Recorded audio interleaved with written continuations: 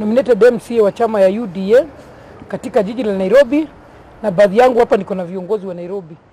Tuko siku ya leo hapa tukiwa na huzuni ama tukisikia roho zetu zikiwa na uchungu moyoni mwetu, kwa sababu wakati tumewachwa na Prime Minister wetu ni siku chache tu zimeisha, lakini bali ya hiyo yote imetokezea, kuna mtu anajivunia kuwa amefurahia katika kifo.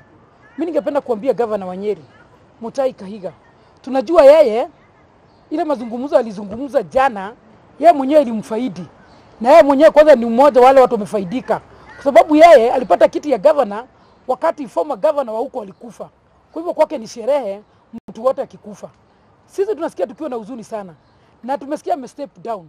Tunataka kusema hivi, hatutaki a step down kwa hiyo tu vice chairman alikuwa nayo katika governors. Tunataka pia awache kiti yake ya governor, kwa sababu sisi kama Wakikuyu wa Nairobi tunahuzunika sana.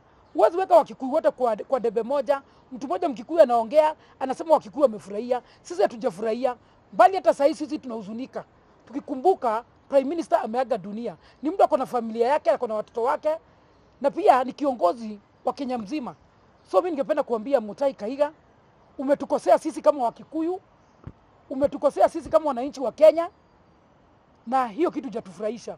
Tungependa hata hiyo kiti ya governor ya Nyeri uache mara moja, ndio tuweze kwenda safari pamoja, na tutaki Kikuyu haribio jina tena.